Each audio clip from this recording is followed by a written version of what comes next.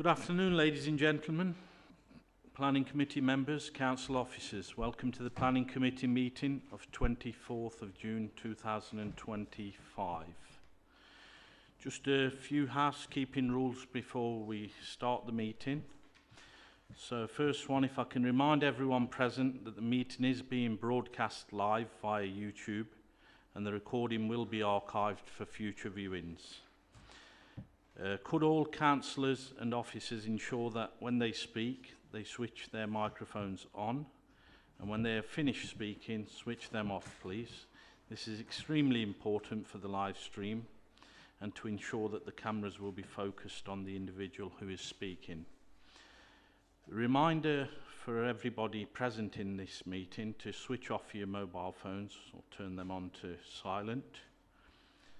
We are not expecting any live fire calls, any fire drills today, sorry. So if you do hear the fire alarm, it will be a live call, so make your way back out the way you came in and muster on the car park.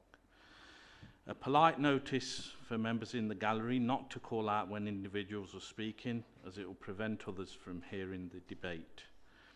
So we'll just start with a brief introduction of ourselves as committee members. So I'm Councillor Arshad Afsar, the chairman of today's meeting, and I'll just start from the right, so if everyone can introduce themselves. Afternoon, Naomi Perry, Planning Manager. Good afternoon, I'm Malcolm Jones from Staffordshire County Council's Highways Officer. Good afternoon, I'm Michael Slater, Councillor. Good afternoon, Sheila McKiernan, Shobnall Councillor. Good afternoon, Alison Legg. Thomas Deary, Head of Regeneration and Development. Colin Whittaker, Councillor for the Blythe area. Liz Bullock for the Stretton Ward.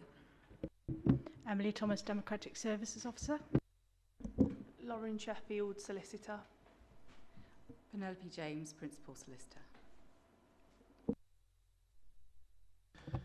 Thank you. Moving on to the agenda itself. So agenda item 1, do we have any apologies for absence? Thank you, Chair. We have apologies from Councillor George, Councillor Holton, Councillor Jones and Councillor Smedley. Thank you. Agenda item number 2, do we have any declarations of interest from any committee members? No declarations of interests. Agenda item number 3. Can I propose that the members of the committee accept the minutes from the last meeting held on the 25th of March? Can I have a seconder, please? Councillor Legg. All those in favour?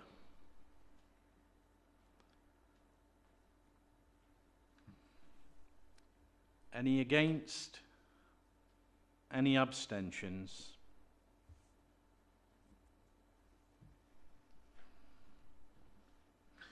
Moving on to agenda item number 4. Do we have any urgent business to be brought to the committee's attention?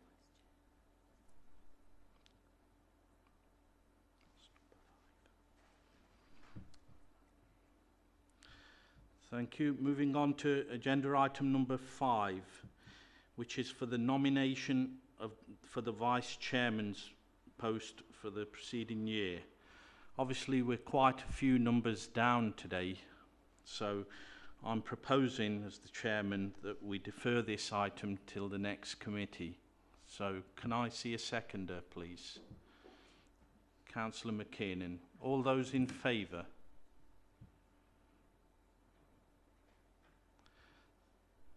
Thank you, that's unanimous. Moving on to agenda item number 6, applications for planning permission. We've got 2 applications for consideration of the committee today.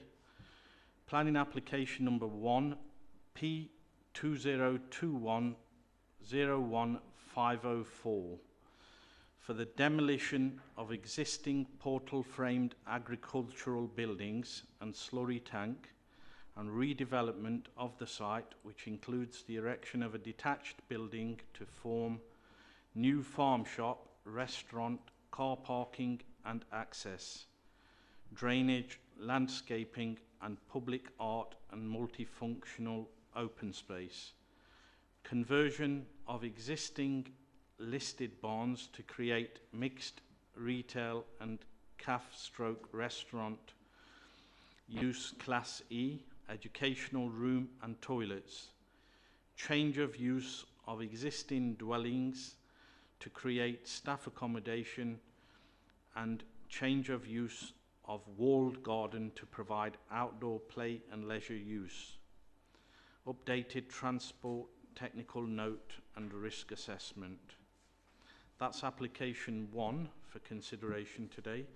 And application 2, P2021-01502. I gather all members have received the amendment sheet, and the description for this application is listed building consent for the demolition of existing attached portal framed agricultural buildings and internal and external alterations to the existing barns and creation of new opening within the walled garden with associated works. I will now pass over to the planning officer to present the case. We do have a number of speakers on this item, which we'll allow at the end of the officer's presentation. Thank you.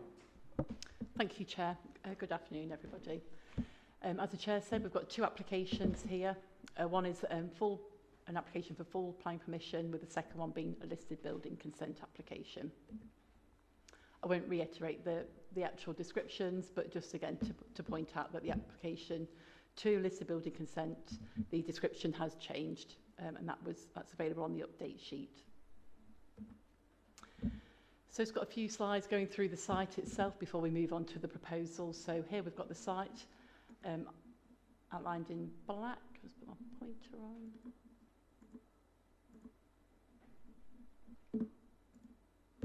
Here we go. So here's the site, and then the green is listed buildings.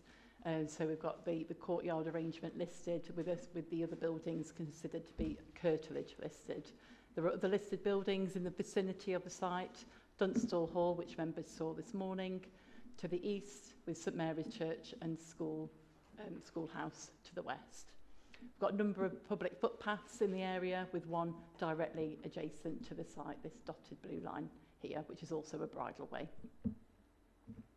And this is just the same plan, just zoomed out. So just for the audience's benefit this morning, planning committee members travelled to the site using all available routes, so members have seen that. Okay, got a few photos of the site itself. Here we are standing in the site, looking at the site access here, which is proposed to be retained for this development. Here we've got some photos, again, standing in the site, one at the view to St Mary's Church to the west, and one looking north of the site, where we can see the change in levels across the site. Here's looking up the access road next to the site, the bridleway and public right-of-way, looking down to the site access, and here are the structures towards the north of the site, which will be proposed to be demolished. Here, going back into the site itself, we can see a number of modern agricultural buildings. These are all proposed to be demolished, and there's 3 of them there. And then again, walking into the site, we can just see a glimpse here of the walled garden, curtilage listed walled garden in the distance, with a number of the modern agricultural buildings proposed to be demolished. Here's another of the buildings, and this one is next to the listed building itself, and members saw this morning. We just see glimpses of the listed building. And this is the same listed building. This is where the proposed cafe use will be situated, and public realm in front of this building. And these, whilst we didn't go in the buildings today, just some images of inside the listed building.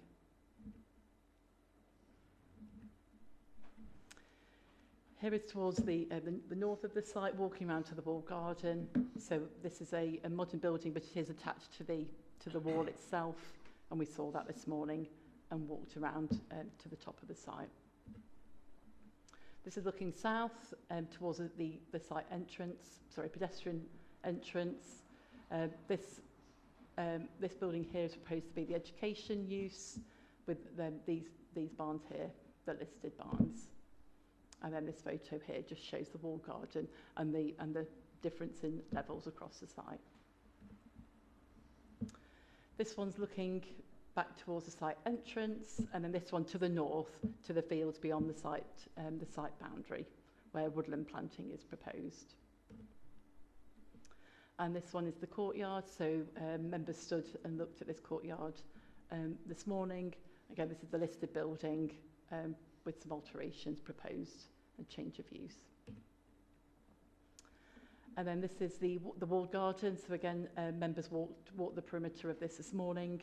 This is towards the north of the site with an existing entrance there. Walking along the northern boundary of that walled garden. Views to the north where woodland planting is proposed. And then those last two images are inside the walled garden. And then this is to the southern part of the site. So this is Dunstall Hill Road here. And members will recall that we stood here this morning and saw the front of the site. This wall is proposed to be retained with the entrance opening up for pedestrian use. Okay, so turning to the proposals, what we've got here is demolition of the modern agricultural buildings, and I'll come to a demolition plan shortly, with the introduction of a new build structure which would house a farm shop and restaurant, car parking in this area, conversion of the listed building, and then a mixture of open spaces across the site. So we've got some public realm here with a attenuation pond, walking towards the wall garden with a new opening in the wall garden and various pathways and steps leading to that to address the site levels. And here's a demolition plan just to show clearly the number of structures on site which are proposed to be demolished. Here we've got the proposed plan with a bit more detail on it. Originally, the applicant proposed a play equipment within the wall garden, but that's no longer proposed as part of the application. So we can see a number of landscaping features, the attenuation pond and parking for 100 spaces in this area here, with some accessible parking closer to the shop at the site entrance. Here we've got some visuals of the proposed new building for the restaurant and farm shop.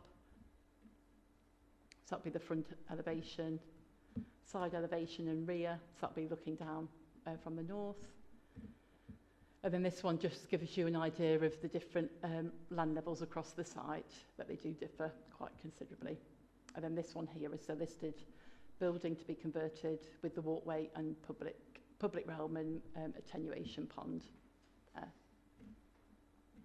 I just wanted to highlight the cycle parking, accessible parking and EV charging. So we've got the EV charging points here, 6 of those in this location.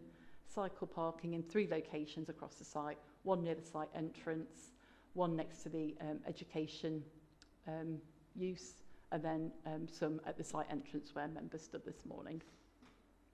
And then we've got a number of accessible parking spaces there.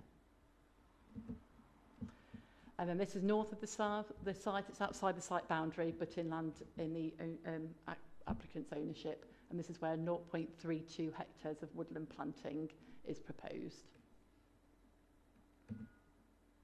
Okay, turning to the committee report. I'll summarise the consultation responses that have been received on this application. Firstly, County Highways objecting to the scheme on highway safety grounds and also lack of choice for sustainable transport. The County Local Lead Flood Authority originally objected due to concerns about drainage. However, following a revised drainage strategy and flood risk assessment, the objection was removed. They have recommended conditions. County Council Archaeology, no objection, subject to conditions relating to providing a written scheme of archaeological investigation during construction. The Environment Agency have not objected, however they have offered advice with regards to groundwater protection and waste management. Severn Trent Water, no objection, and the County Council Ecologist initially said there wasn't enough information to provide a response in full to the applications, but following submission of amended plans to address concerns on bat mitigation, they've still confirmed that they consider a bat emergent survey should be carried out prior to the determination of any application, but have also recommended a number of other conditions in relation to ecology mitigation, enhancements, invasive species control and a lighting strategy, should permission be granted. The National Forest Company have said in principle new visitor attractions which encourage people to visit and explore the National Forest are welcomed. However, they cannot comment on the suitability of this location for this use. They welcome the provision of the woodland, but have asked for further information on that. They have set out concerns initially on the cycle storage, particularly on that eastern location next to the road, and that's addressed in the report. And they recommend conditions on tree provision, replacement ratio of any trees to be lost, securing the 0.3 hectares of woodland planting, and other conditions in relation to public realm and the use of timber products. The Police Architectural Liaison Officer have not objected but offered advice in relation to crime prevention and recommended that someone is on site at all times. Historic England have provided no comment. The British Horse Society have raised concerns on the basis of an increase in traffic and use of the bridleway at the entrance to the site, and have recommended conditions to reduce any risk to those users, including a traffic management plan, signage, no trees being planted, and the actual surface being a natural surface. The Peak Northern Footpath Society have just reminded the applicant that safety of users must not be affected during development. And then the County Council Public Right of Way have again set out advice on moving footpaths should that be required, and also that request trees aren't planted within 3 metres of the bridleway. In terms of internal consultations, Environmental Health have raised no objections subject to conditions on land contamination and food safety. The tree officer has not objected to the scheme but requests conditions relating to tree protection plan and method statement along with a tree replacement plan.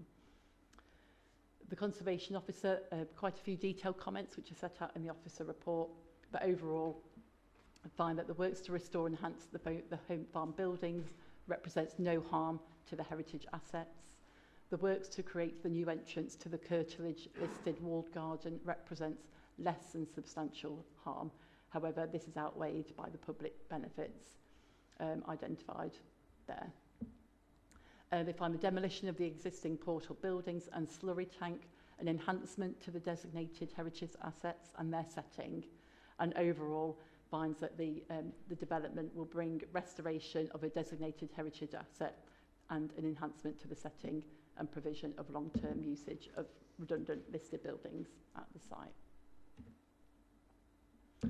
Turning now to other consultation responses that were received. Dunstall Parish Council did not object but have set out concerns relating to highway safety. Rangemore and Taton Hill Parish Council have objected due to highway impacts and lack of suitable infrastructure. Barton and Dunedwood Parish Council have set out concerns in relation to the impact the proposed development would have on roads in the area, and have requested that if a scheme is permitted, they would like to see highway safety improvements secured by way of legal agreement. Overall, a total of 52 comments were received from neighbours and interested parties, and whilst four comments were received where no addresses were provided, these are still summarised in the report. And I'll go through some of the headlines here. The concerns about principle of the development not being supported due to the scale and location, the need for development and alternative uses for the building not being considered. There are concerns about impacts on residential amenity, particularly as a result from increase in vehicle movements, noise impacts and air quality from increased vehicles accessing the site. There are concerns raised in terms of impact on other farm shops and the viability of those businesses, and there's concerns raised in relation to flooding, and that the proposal will increase flood risk in the area, which is already identified as a problem. There are concerns in relation to the impact on the character of the area, with many citing that it's not in keeping. There will be landscape impacts due to the high volume of car parking and no longer a peaceful part of the countryside. Many have highlighted unsustainable reasons in their objections, saying that the proposal does not relate well to an existing settlement. There's little by way of community facilities, and there are already education facilities in the area. Concerns have been raised in the heritage assets, so while some welcome the restoration of the buildings, others have raised concerns that the impact will have on other listed buildings and their setting. Many objections relate to highways, with residents citing that there will be an increase in accidents, with many citing that there are accidents on a number of the local roads leading to the site, many of which aren't recorded. Many people think the traffic survey is not adequate due to the time it was carried out, and also the days of the week that it was carried out. Concern over how emergency vehicles would access the site, that the road would become less suitable for cyclists due to the increase in vehicles using it. There's no choice for public transport to the site, with cars already speeding in the area. And there's also concerns over the possibility of coaches using the site in relation to the education use. Residents have also raised concerns with ecology, and concerns that there'll be a loss of habitat using the site, and also a knock-on impact, negative impact from increased car users in the area, so noise and air quality impacts on habitat. There has been support for the proposal, with some welcoming jobs and tidying up the site. And then there have been other comments that we can't consider from a planning point of view, but they are in relation to impact on property values, and that the plans change from pre-application engagement. But as I say, they're not planning considerations before us today. So wrapping all that up, and we've looked at in terms of policies, the MPPF 2024, the local plan, the design guide, and the parking SPD, in coming to a recommendation today before this committee. So in principle, while some elements meet local plan policies, in particularly SP8 in farm diversification and SP22 providing community facilities, all policies are caveated with ensuring developments are suitably located. It is not considered that the proposal is in a sustainable location for the use and scale proposed, and therefore it is not considered to be supported in principle by the local plan or the MPPF. Turning to design and impact on the character of the area, overall it's considered acceptable, and conditions could be imposed to secure suitable materials and a landscaping strategy. In terms of amenity, whilst there will be an increase in comings and goings in the area, it's not considered there'll be any significant adverse impacts in relation to residential amenity, and conditions could be imposed to limit hours of operation and the use of the buildings, and also impacts during construction phase. Turning to highway matters, the development raises significant adverse highway safety issues due to the increase in vehicle users on substandard roads. Turning to the historic environment, the scheme is considered to overall comply with the MPPF and SB25 of the local plan and section 72 of the Planning Listed Building Conservation Areas Act 1990. And the report goes into quite a lot of detail about that impact.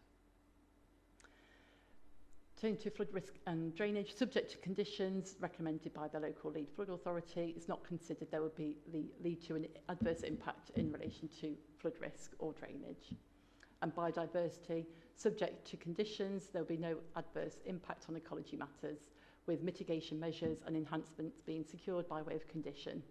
And just to point out that the application is exempt from biodiversity net gain, which became mandatory last year after this application was submitted. So in conclusion, the proposal does not comply with local plan policies relating to scale and location, and as such will result in an increase in vehicles on substandard roads to the detriment of highway safety, contrary to local plan policies and the aims of the National Planning Policy Framework. The proposal also fails to provide a genuine choice of transport modes, with the majority of users likely to travel by private car, conflicting with the local plan and the NPPF. So the recommendation, there's two recommendations, as we've got two applications before us today. So for application 1, which is a full application, the recommendation is to refuse for the two reasons as revised on the update sheet. And for application 2, which is the listed building consent, so that's not in relation to the change of use, just purely the works to the listed building, the recommendation is to approve, again, subject to conditions as set out on the update sheet. Thank you. Thank you. Moving to the speakers, could I have Elias to come up first, please? And if you can press the mic when you're ready. And normally we'd allow 3 minutes, but on this application, because it's two applications being considered, we'll go slightly over that time. Thank you.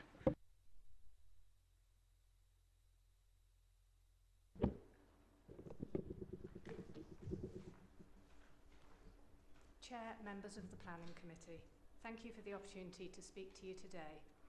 My name is Altine Elias. I'm a chartered surveyor with over 37 years of experience in town planning work.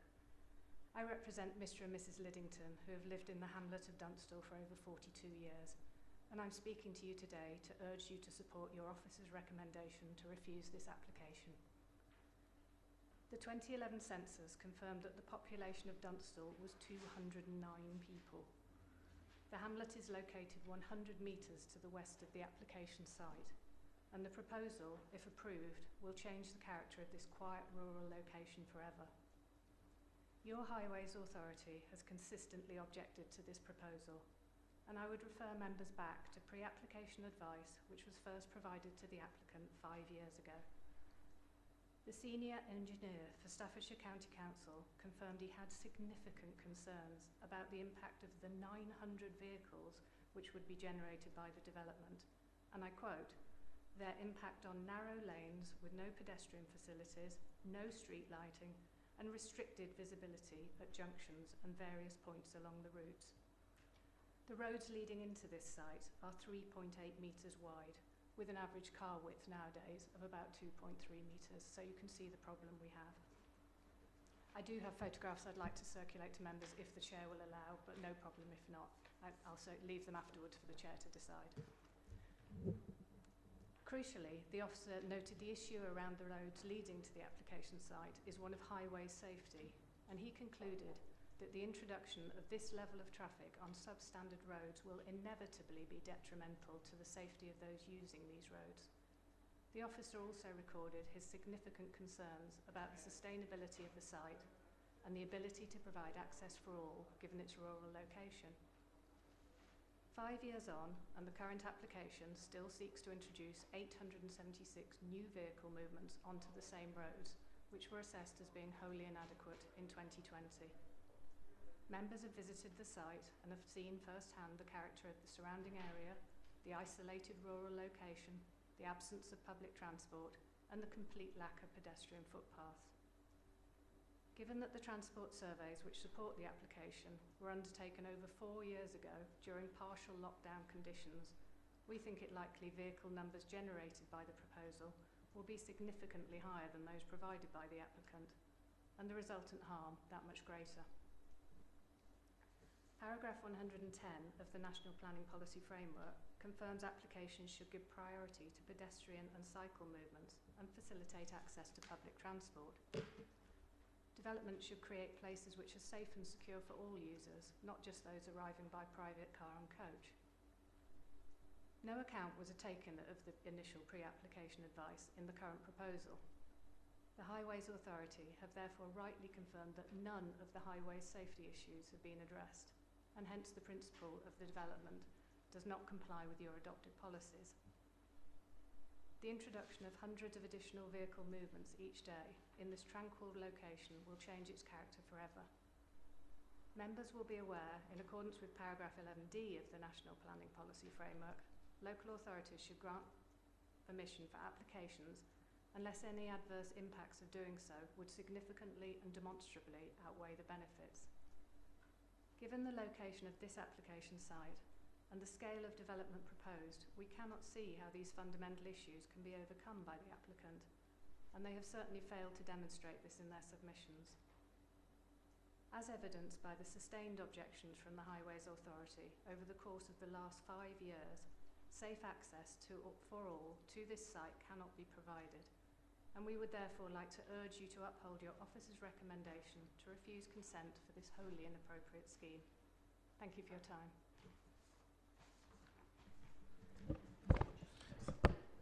Thank you.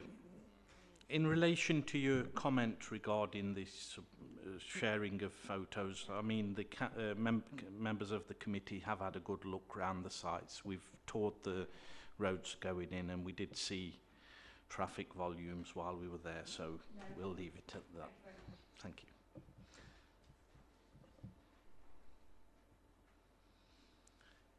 If I can now ask for Claire Thompson to come forward, please.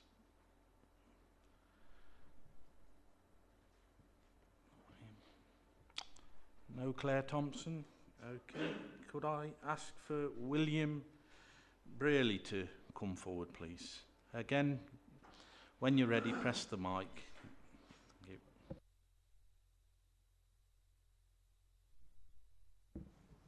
Thank you, Chair. Members will read that there have been no objections on heritage, design, amenity, ecology and drainage. There is also a strong recognition from your Conservation Officer that the proposal delivers sustainable, substantial public benefits in giving new life to the historic buildings and landscape. Importantly, there have been no objections raised in relation to visibility at any local junction. The remaining issues, as you've heard, relate to sustainability in the local road network. Your report tells you that the location of the site is unsustainable, and the Highway Authority have objected on that basis. The Highway Authority, in my experience, have objected to many applications for rural development on the basis of sustainability. However, local and national policy is not as simple as that. For example, paragraph 110 of the MPPF, which is referred to in the recommendation, advises decision makers that opportunities to maximise sustainable transport will vary between urban and rural areas. Sustainability is more than the ability to travel by public transport or walking. It has social, economic and environmental roles in a planning context. Our case has explained the very significant benefits on each of these matters: heritage, employment, tourism and farm diversification, such that in the round the proposal is sustainable development.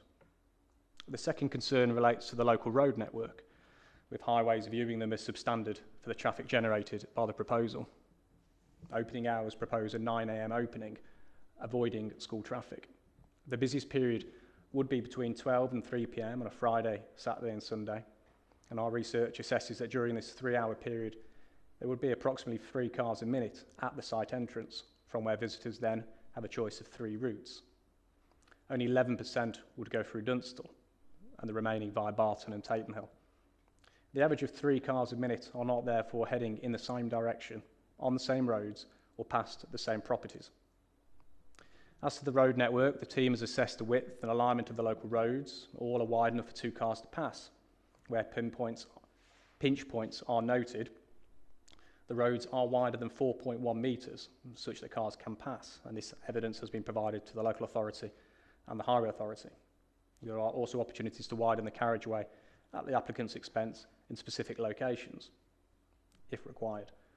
Bearing in mind the traffic generation, vehicle routing and road widths, it's the conclusion of our highway consultants that the impact on highway safety is acceptable and the cumulative impact is not severe, with or without new passing places. The proposal represents a high-quality farm diversification project that will ensure the remaining Dunstall estate is financially viable. It will deliver genuine historic, leisure and economic benefits to the area. Traffic will inevitably increase, but not to harmful levels and not along roads that we consider are inadequate for local journeys. We submit that the proposal is acceptable and ask that members support our application. Thank you.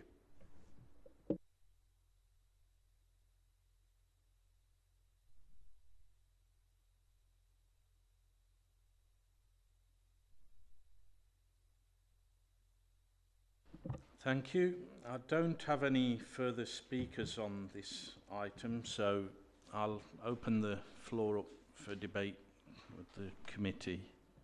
Do I have anyone indicating to speak first? Councillor Whittaker.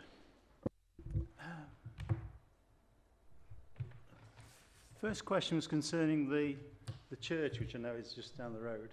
I was just wondering whether there was any parking, like with any event at the church. Is there a field they use for parking, or does it spill out onto the road? To be honest, I don't know the answer to that question. I'm not aware there is a car park, no. So I presume it'll just be road parking where there's an event. Yeah, it was just observation, because I thought, any problem is going to be anticipated because of that extra volume. Perhaps somebody else could answer that question. Is there from the...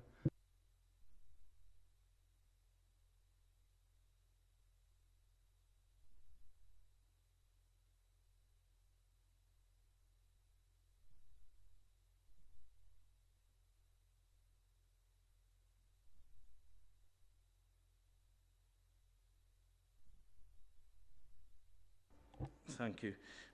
With that matter, obviously I just noticed a member in the public gallery put his hand up. Would you have an answer to give to that?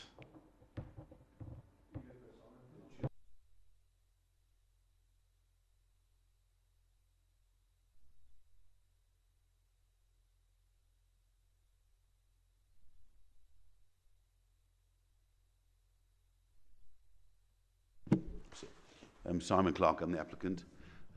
When the church is busy, they use the field opposite, which they do use on a regular basis. Some do park on the road, but the majority will go into the field opposite on a very informal agreement. Thank you. Just quickly to clarify, that field, is it owned by the church or is it a separate? Oh, it's owned by yourself. Thank you, Councillor Whittaker. I just hope that clarifies your answers to that question. Yeah. Any further committee member wishing to come in at this stage?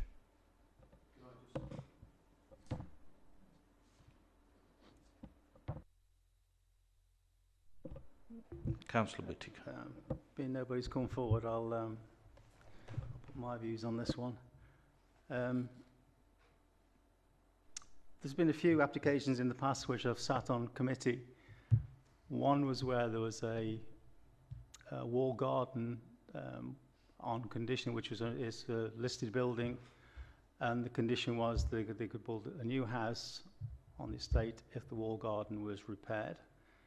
That, I believe, is sort of the only way these intricate parts of our heritage are going to be protected.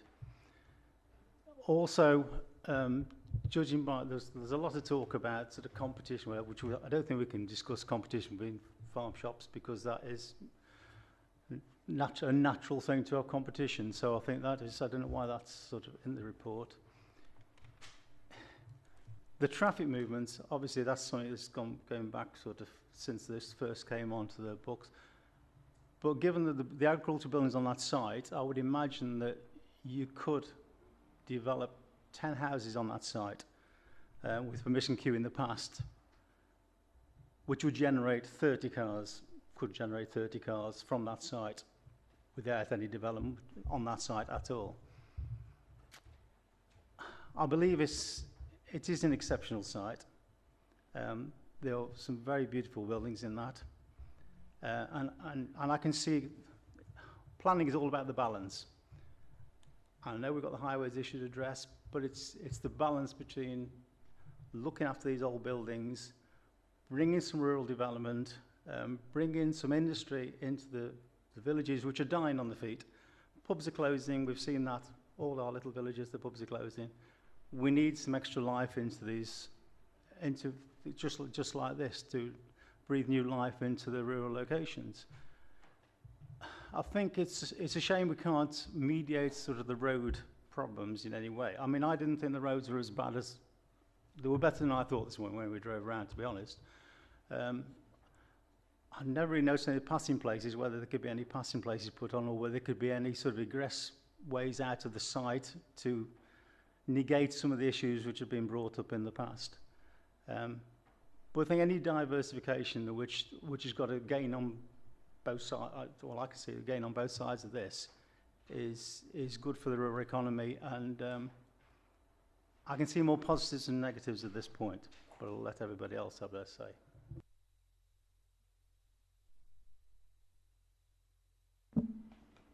Oh yeah, sorry, I know you didn't ask a question there, but I just wanted to address one thing that you mentioned, which was competition. So in the report, 11.7 onwards, it does talk about competition. So from a planning point of view, we're concerned with protecting town centres.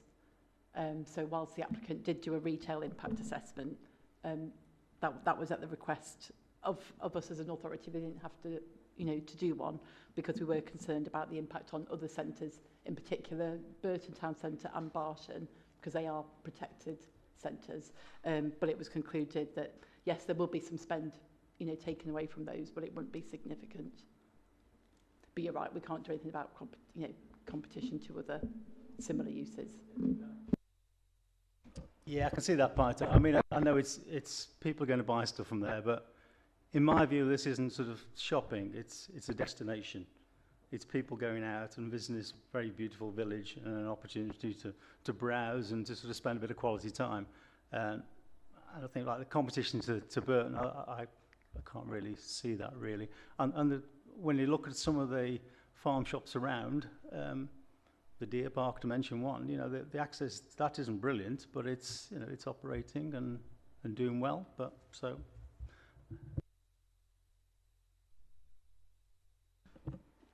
Thank you. Do I have any other committee member wishing to come in?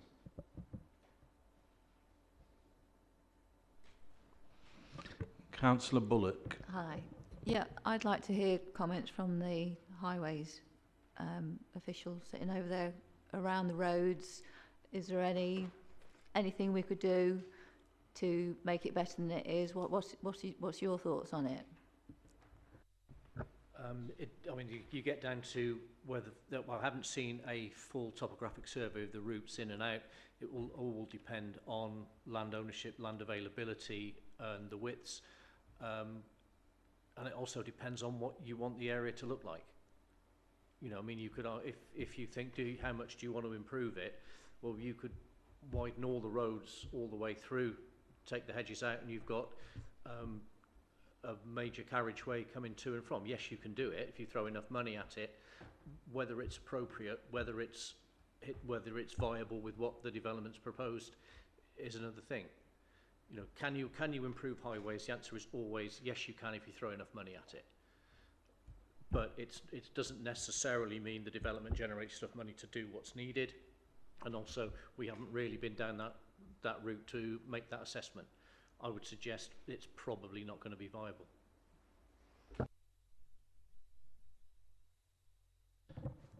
Thank you. Hope that's answered your question there, Councillor Bullock. Do we have any other members wishing to speak? Councillor Legg.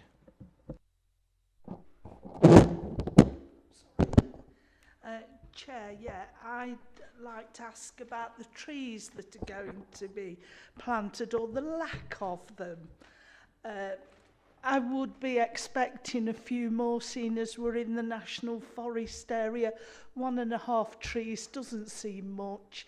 I'd like to see it doubled, please. Yes, apologies, Councillor Legg, you did ask on site this morning about a number of trees to be removed. So there's 5 trees to be removed.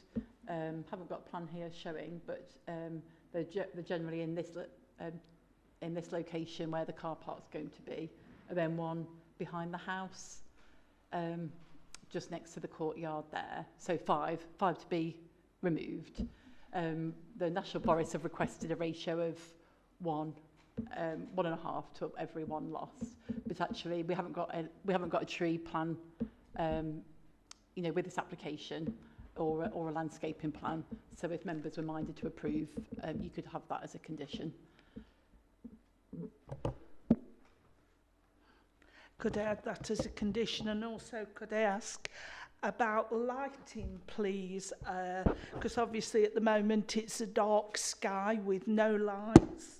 What are we proposing for that, please? Yeah, there will be some lighting, kind of low-level lighting around the car park. But again, that's the only detail that we've got at this stage.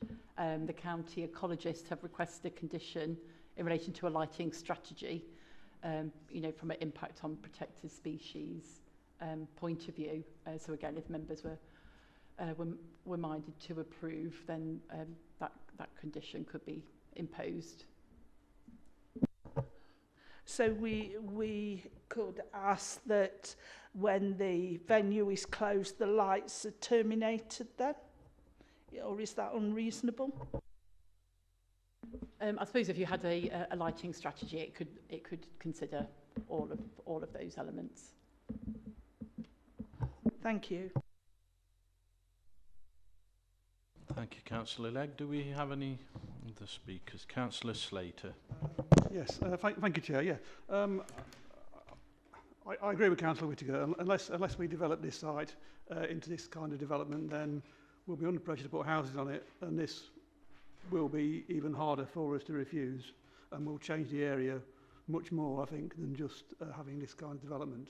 I think it would be good if we pass a condition on the trees, as Councillor Anderson, Councillor Legg has suggested, and I do wonder if we should perhaps have a bit more. There was no issue when we drove around in the minibus today. There was no issue with the roads that I could see particularly, you know. But obviously that's it. My query is the transport assessment up to date enough? Do we need another one first before we approve this, or do we need to approve it on the basis of a better transport survey? Thank you. I suppose committee have got it in their gift to defer the item if there are particular concerns, and then the applicant could go away with whatever those concerns are, and it could come back to this committee with additional information. That's always an option to committee, but you'd have to be very clear what it is in particular that you wanted.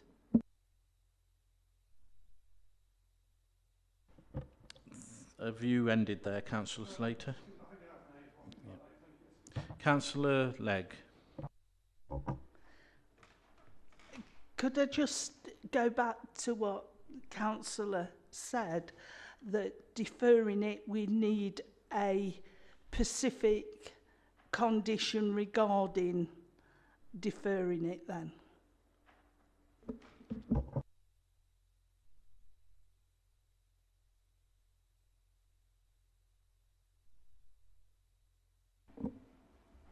Councillor Legg, it would be for councillors to put that forward as a proposal to defer for the reasons that have been discussed. And as Naomi said, being clear on the reasons why you want it deferred, so the applicant knows exactly what they have to bring back to the committee next time.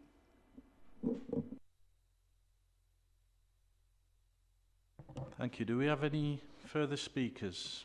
Councillor Whittaker. Yeah, I find the highways a bit dismissive with that response, to be honest. It's, you know, I'd thought some of that work might have been done at this point.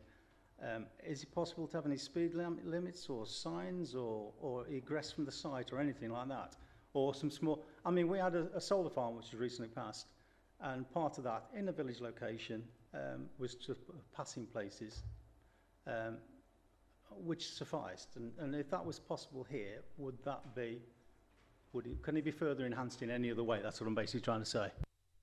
Yes, for the applicant to do the work, we don't provide the scheme. We're happy to have conversations with them. But with the solar farm, for example, the applicant did a topo survey of the full route in, identified areas in discussion with me about where passing bays could go, which junctions needed improvement for visibility, what forward visibility needed improvement on the bends. It was, I mean, you'd have seen the document they've submitted. It's quite a big scheme. That work hasn't been done here. It could be done, and I don't know exactly what would come out of it, but we'd be certainly happy to talk to them to get it done. It's whether the cost of those works stacks up with the viability of the scheme. That was what I was meaning to say when, you know, that yes, you can always improve the roads, but does the development bring enough money to do the works that are going to be necessary? At the moment, the work hasn't been done to discover what is actually necessary. And what about any sort of speed restrictions on that length of road? It can be suggested it's got to be done by a traffic regulation order, which goes through another process. There's an option for people to object to it, which then takes it to the magistrate's court. So if you've got a development that's hanging on a delivery of a TRO change in speed limit, and objectors object to the TRO, it makes it more difficult. It can be done. There's occasions we get objections from the police in that it creates an enforcement problem for them. But again, yes, it can be done, but there's no guarantee of it being delivered. Thanks for that. Thank you. Do we have any further speakers? Any further committee member wishing to come in before we move forward?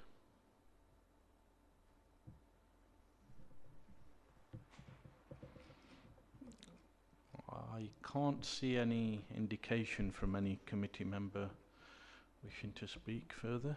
So, moving forward, obviously we've got the option for deferral or the option for approval. So firstly we'll look at the approval option for the first.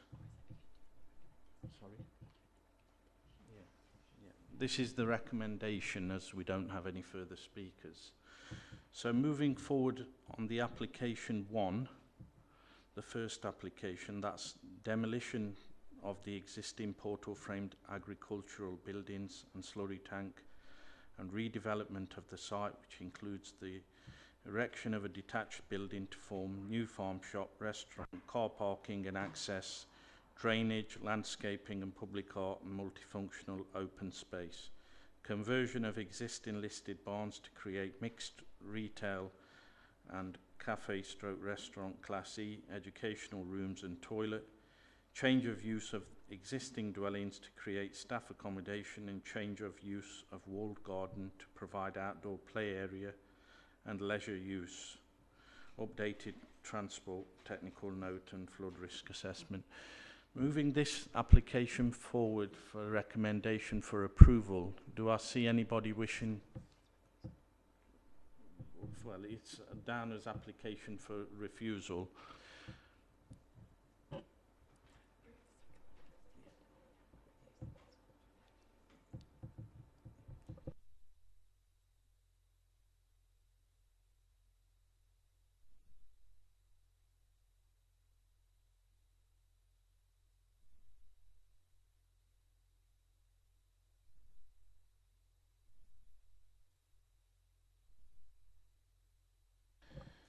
So moving with what I've said, application number 1, sorry, Councillor Legg, did you?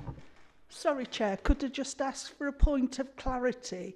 Play area, I thought had been not in there, but I notice you've just mentioned it. Is it in or is it out? Thanks. Sorry, the change of use is in, so, you know, change of use from a walled garden to a informal area of play, but without any equipment. Thank you.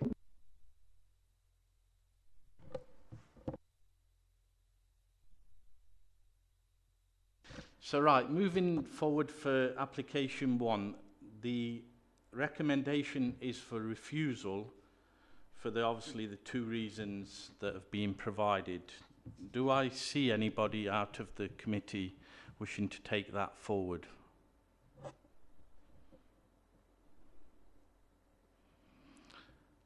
So I can't see any hands up for refusal on application 1. So the alternative, do I see anybody seeking for approval of application 1? Based on obviously the conditions, we can clarify that once I get an indicator. I can see no, I'm got a personal objection to the scheme, but I would like a little bit more information from Highways on a couple of passing places or something just to alleviate the transport issues for the residents. But whether that's something we've got to defer to gain that information, rather than sort of pass it and then put a condition in. I don't know. Yeah, speaking with the legal, we're looking, if that was to go that way, we'd be looking to defer the application, and then we'll give the applicant given reasons for why the application's being deferred, and then obviously the information supplied back, another committee will decide from there. So would you be looking to propose to defer? This scheme's been going a long while. Obviously, I don't want to put it too far back or put it back any further. But on the grounds of the highways, I think if we can defer on the reasons we stated, whether there is anything locally close by the site where we could probably use sort of land or whatever to put two passing places in or whatever it needed just to alleviate some of the problems just initially on that area, I'll be happy with that.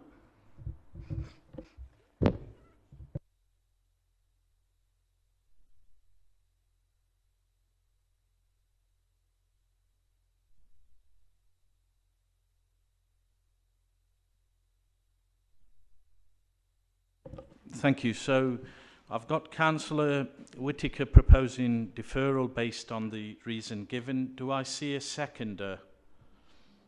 Councillor Slater. So moving forward to a vote, all those in favour for deferral based on the reason given and information to come back to committee. Can I see a show of hands, all those in favour?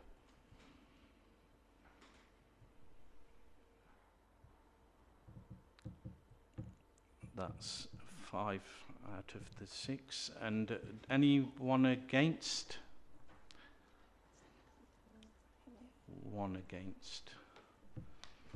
Thank you. That's resolved application 1 for deferral.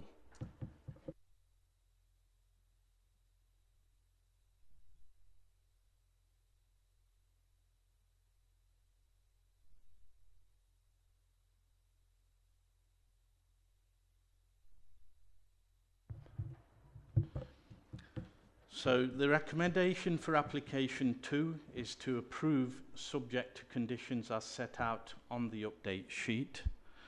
The proposal I would like to make is if we defer this application so it's considered at the same time as application 1 because the likelihood of both applications being together.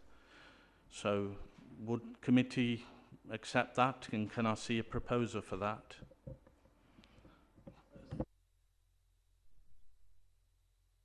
Yeah, I'll propose that, Chair.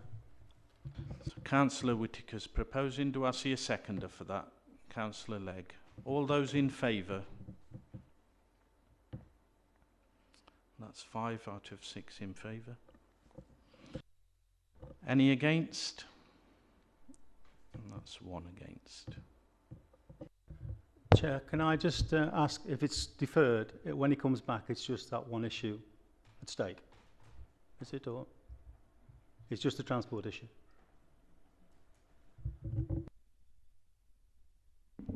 Yes, both applications will come back to committee to be discussed again, but the discussion should be about the highways for the first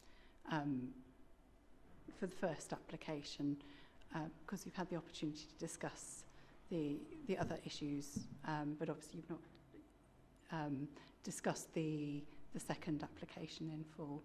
So they will both come back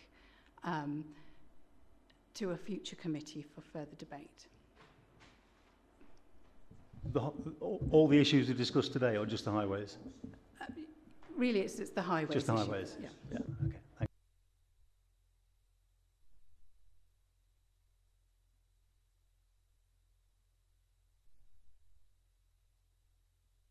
you. Yeah, so thank you. That concludes the applications there. Both applications have been deferred to a future planning committee.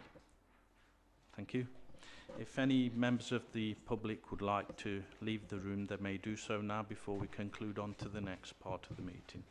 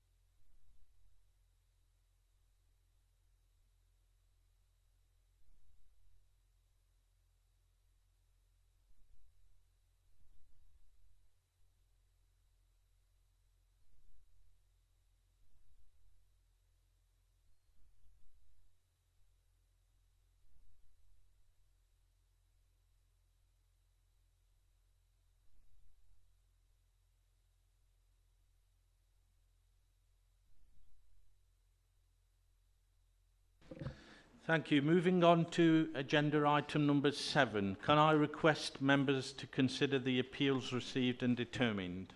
Is that noted? Thank you. Moving on to agenda item number 8. Request members to consider the planning permission circulated with the agenda. Noted. Thank you. We will now move into the private part of the meeting.